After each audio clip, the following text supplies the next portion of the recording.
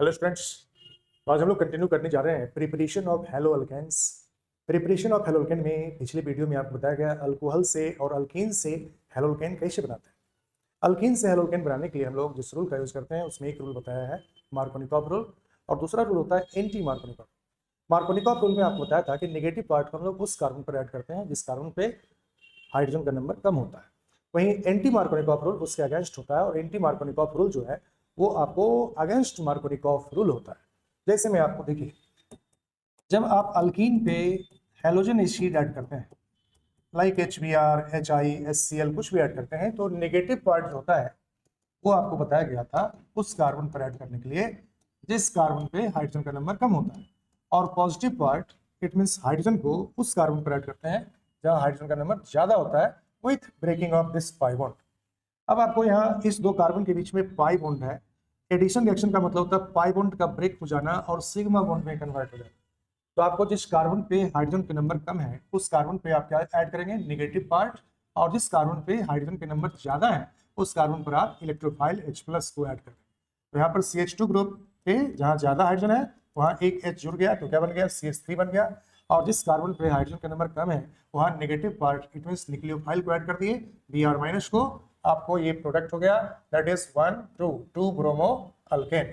लेकिन जब आपको पेरोक्साइड के प्रेजेंस में HBr का एडिशन दे दिया जाए, यदि ये HBr in presence of peroxide दे दें तो पेरोक्साइड के प्रेजेंस में HBr का जो एडिशन होगा यह अगेंस्ट मार्कोनिकॉफ रूल होता है। यानी कि अब जहां हाइड्रोजन के नंबर कम है वहां पर हाइड्रोजन एटम ही ऐड होते हैं, और जहां हाइड्रोजन के नंबर ज्यादा है वहां पर ब्रोमीन एटम ऐड होता है। इस कार्बन पर हम लोग ब्रोमीन एटम को ऐड करेंगे, और जहां हाइड्रोजन का नंबर कम है वहां हाइड्रोजन एटम को ऐड कर दिए, तो इससे आपको क्या मिल गया, that is 1 bromo and that is what, alkane.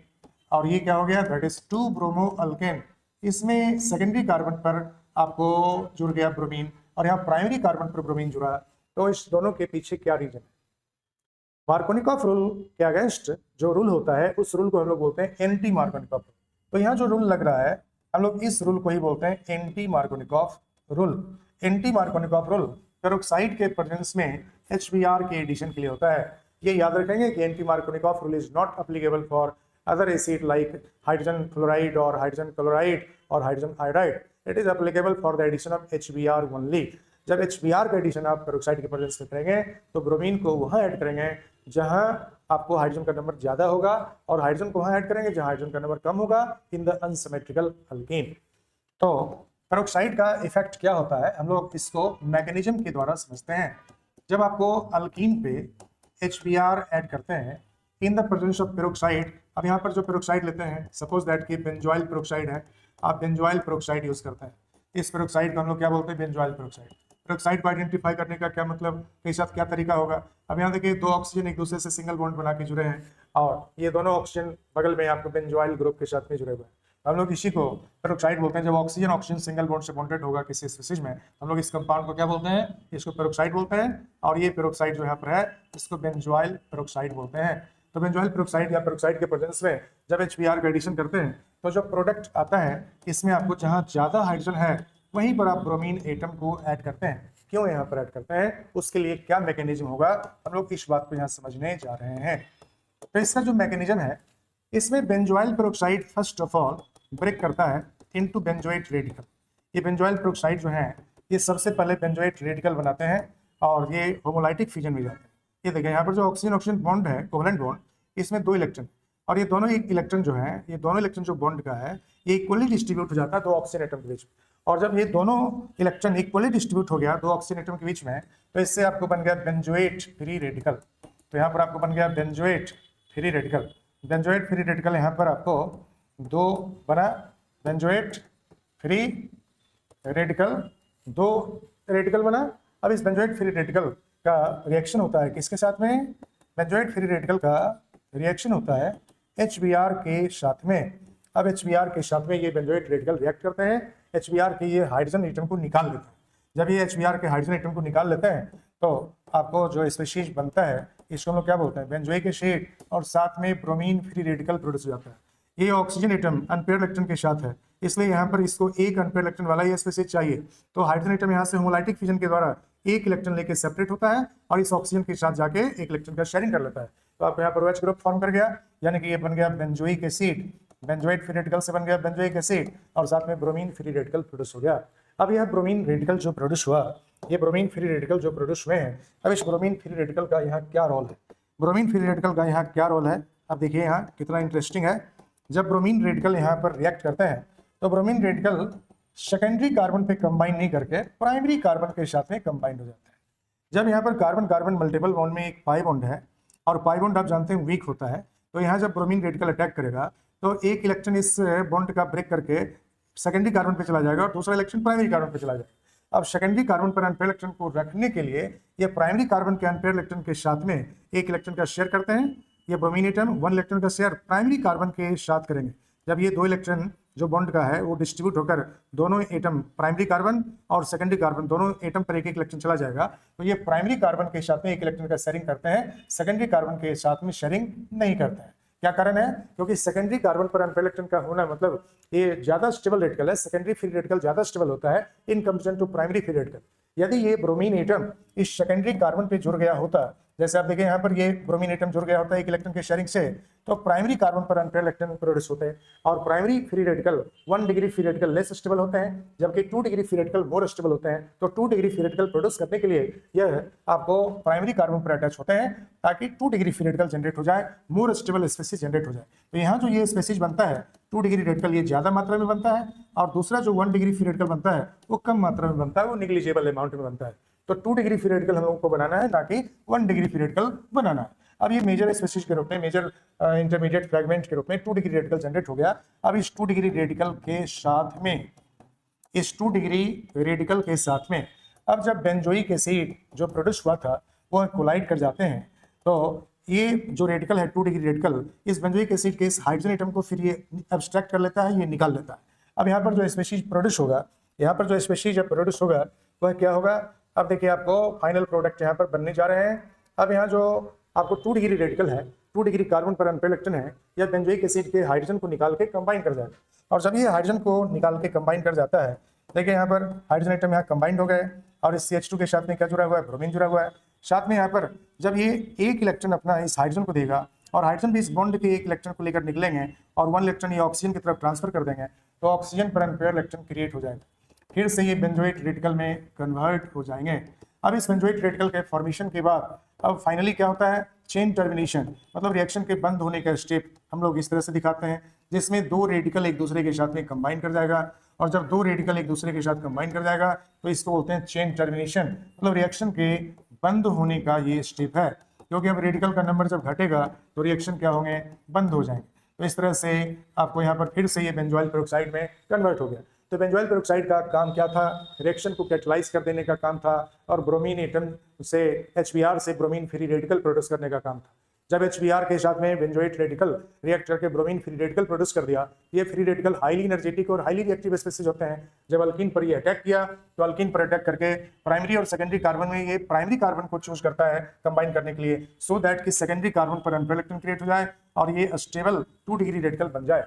क्योंकि जब ये सेकेंडरी कार्बन पर जुड़े होते तो प्राइमरी रेडिकल बनता और प्राइमरी रेडिकल यदि बनेगा तो लेस स्टेबल होगा। जो लेस स्टेबल स्पेसीज होंगे वह कम मात्रा में बनता है, ये रूल है। जो लेस स्टेबल स्पेसीज है, जैसे ये 1 डिग्री फ्री रेडिकल है तो 1 डिग्री फ्री रेडिकल जो होता है वह लेस स्टेबल होता है और यहाँ जो मेजर हम लोग दिखा रहे हैं यह 2 डिग्री फ्री रेडिकल है। 2 degree free radical more stable होते हैं, more stable species major species के रूप में प्रोड्यूस होंगे और लेस स्टेबल स्पेसीज जो होंगे वो माइनर स्पेसीज के रूप में प्रोड्यूस होता है। तो इस तरह से आपने देखा कि 2 डिग्री रेडिकल बनाने के लिए ब्रोमीन प्राइमरी कार्बन पर जुड़ गया और फिर 2 degree radical once again benzoic acid से हाइड्रोजन को एक्सट्रैक्ट कर लेता है, हाइड्रोजन को निकाल लेता है और इसके साथ में कंबाइंड हो जाते हैं। तो फाइनल प्रोडक्ट आपको मिल गया जिसमें प्राइमरी कार्बन के साथ में ब्रोमीन और सेकेंडरी कार्बन के साथ में हाइड्रोजन एटम ऐड हो जाते हैं। इसी को हम लोग एंटी मार्कोनिकॉफ रूल के अकॉर्डिंग याद रख सकते हैं। एंटी मार्कोनिकॉफ रूल को हम लोग क्रॉस इफेक्ट भी कहते हैं, इसको हम लोग क्रॉस इफेक्ट भी कहते हैं या इसको हम लोग पेरोक्साइड इफेक्ट भी कहते हैं। और इस पेरोक्साइड इफेक्ट या क्रॉस इफेक्ट या एंटी मार्कोनिकॉफ रूल के अकॉर्डिंग HBr का एडिशन अगेंस्ट मार्कोनिकॉफ रूल होता है in the presence of peroxide to the unsymmetrical alkene. तो आपको यहाँ पर लिख लेना है, याद कर लेना है, एडिशन ऑफ HBr, ये याद रखना है कि सिर्फ HBr के लिए ही होता है, दूसरे किसी के लिए इसको अप्लाई नहीं करेंगे। Addition of HBr in the presence of peroxide, in the presence of peroxide take place against the Markovnikov rule. Markovnikov rule में आपको बताया गया था कि नेगेटिव पार्ट वहां जोड़ते हैं जहां हाइड्रोजन का नंबर कम होता है टू अनसिमेट्रिकल अल्केन, लेकिन यहाँ मार्कोनिकॉफ रूल के अगेंस्ट में एडिशन होगा. Addition of HBr in the presence of peroxide take place against the Markovnikov rule to unsymmetrical alkene. जो अल्कीन अनसिमेट्रिकल है उस अल्कीन पे ही इसका एप्लीकेशन किया जाता है. जो सिमेट्रिकल अल्कीन है उसमें कहीं पर भी आप कुछ भी जोड़ दीजिए तो आपका काम बन जाएगा, लेकिन जो अनसिमेट्रिकल अल्कीन है, जब कार्बन कार्बन डबल बॉन्ड के क्रॉस किसी तरफ ज्यादा हाइड्रोजन है और किसी तरफ कम हाइड्रोजन है, तो हम लोग इस तरह के अल्कीन को अनसिमेट्रिकल अल्कीन बोलते हैं. अनसिमेट्रिकल अल्कीन में जिस तरफ हाइड्रोजन का नंबर ज्यादा है डबल बॉन्ड के क्रॉस, जिस तरफ हाइड्रोजन का नंबर ज्यादा है कार्बन पे, उस कार्बन पे आपको ब्रोमीन एटम को ऐड करना है, और जहां हाइड्रोजन का नंबर कम है वहां पर हाइड्रोजन एटम को ऐड करना है जब HBr का एडिशन होगा इन द प्रेजेंस ऑफ पेरोक्साइड. इस रूल को हम लोग क्या बोलते हैं? एंटी मार्कोनिकॉफ रूल बोलते हैं. जैसे आपको यहाँ पर कार्बन कार्बन डबल बॉन्ड है, अब यहाँ पर ज्यादा हाइड्रोजन है और यहाँ कम हाइड्रोजन, और जब आप HBr का एडिशन करेंगे इसके प्रेजेंस में, पेरोक्साइड के प्रेजेंस में, तो जहां आपको हाइड्रोजन का नंबर ज्यादा दिख रहा है आप वहां पर ब्रोमीन को ऐड कर दीजिए. यहाँ पर हाइड्रोजन का नंबर ज्यादा दिख रहा था तो ब्रोमीन यहाँ पर ऐड कर दिया, और जहां हाइड्रोजन का नंबर कम दिख रहा है वहां पर हमने हाइड्रोजन एटम को ऐड कर दिया. इस CH को बना दिया CH2 एक हाइड्रोजन ऐड करके, और इस CH2 के साथ में एक ब्रोमीन एटम ऐड हो गए, और साथ में ये पाई बॉन्ड जो है वो ब्रेक कर गए, जिसका मैकेनिज्म अभी जस्ट आपने देखा है कि क्यों ऐसा हुआ. ताकि 2 डिग्री रेडिकल बन जाए, प्राइमरी कार्बन पे ब्रोमीन जुड़कर 2 डिग्री रेडिकल फॉर्म करते हैं, और 2 डिग्री रेडिकल ज्यादा स्टेबल होता है प्राइमरी फ्री रेडिकल से. सो इस तरह के रिएक्शन में आपको जहां प्राइमरी कार्बन है उसी पर ब्रोमीन जुड़ते हैं, और जहां सेकेंडरी कार्बन है उस पर हाइड्रोजन एटम ऐड होता है. तो जब आपको इस तरह के केसेस हो, सपोज दैट ये प्रोपीन दे दिया, अब प्रोपीन के साथ में HBr रहेगा और पेरोक्साइड रहेगा, तब आप क्या करेंगे? और जब सिर्फ HBr रहेगा तब आप क्या करेंगे? तो HBr और पेरोक्साइड जब होगा हम लोग एंटी मार्कोनिकॉफ रूल लगाएंगे, और जब HBr रहेगा ओनली तो हम लोग मार्कोनिकॉफ रूल लगाएंगे. तो यहाँ पर मार्कोनिकॉफ रूल लगेगा क्योंकि इसमें आयनिक एडिशन होगा, और आयनिक एडिशन के लिए अब यहाँ पर आपको कार्बन कार्बन बॉन्ड को तोड़ेंगे, जहाँ हाइड्रोजन का नंबर कम है वहाँ पर नेगेटिव पार्ट Br- को, और जहाँ हाइड्रोजन ज्यादा है वहाँ पॉजिटिव पार्ट H+ को जोड़ें. यानी कि आपको यहाँ जो स्पेसीज बन रहा है वह सेकेंडरी प्रोपाइल ब्रोमाइड बन रहा है. ये सेकेंडरी प्रोपाइल ब्रोमाइड हो गया. लेकिन एंटी मार्कोनिकॉफ एडिशन जब होगा तो पेरोक्साइड के साथ में HBr क्या रहेगा? पेरोक्साइड के साथ में HBr क्या रहेगा? तो उस समय हम लोग क्या करेंगे? जहाँ हाइड्रोजन का नंबर ज्यादा है हम लोग वहीं पे ब्रोमीन ऐड करेंगे, और जहाँ हाइड्रोजन का नंबर कम है वहाँ हाइड्रोजन एटम ऐड करेंगे. ये दोनों ही प्रोडक्ट डिफरेंट हो गया. पेरोक्साइड के रहने से HBr का एडिशन मैकेनिज्म जो है वो free radical addition reaction mechanism होता है, और पेरोक्साइड के एब्सेंस में जब HBr ऐड होता है तो यहाँ पर आपको electrophilic addition reaction mechanism follow करता है. पहले H+ जोड़ते हैं इलेक्ट्रोफाइल ग्रुप में, कार्बोकेटाइन बनाते हैं, और कार्बोकेटाइन बनने के बाद तब Br- अटैक होता है. तो ये जो मैकेनिज्म है ये पिछले दिन आपको बताया गया है मार्कोनिकॉफ रूल के अकॉर्डिंग, या हम लोग मैकेनिज्म के अकॉर्डिंग HBr, HCl, HI किसी के लिए मार्कोनिकॉफ रूल अप्लाई कर सकते हैं. लेकिन anti Markovnikov rule it means peroxide effect या क्रॉस इफेक्ट सिर्फ HBr के एडिशन के लिए ही अप्लाई करते हैं. इसके बाद है आपको preparation of haloalkane bye halogen exchange reaction. Halogen exchange reaction के द्वारा आप हेलोल्केन कैसे बनाते हैं? मतलब एक हेलोजन को दूसरा हेलोजन एटम क्या करता है? सब्स्टिट्यूट करता है रिएक्शन. तो उसमें 2 तरह के रिएक्शन हम लोगों को करना होता है हेलोजन एक्सचेंज रिएक्शन में. First one is called as Finkelstein reaction. इसको बोलते हैं फिंकेलस्टीन रिएक्शन. फिंकेलस्टीन रिएक्शन में हम लोग क्या करते हैं? हेलोल्केन में जिसमें आपको हेलोजन क्लोरीन या ब्रोमीन है, जिसमें हेलोजन एटम के रूप में क्लोरीन या ब्रोमीन जुड़ा हुआ है विथ अल्काइल, आप यहाँ सोडियम आयोडाइड के साथ में रिएक्शन कराते हैं. सोडियम आयोडाइड के साथ में रिएक्शन कराते हैं इन ड्राई एसीटोन मीडियम.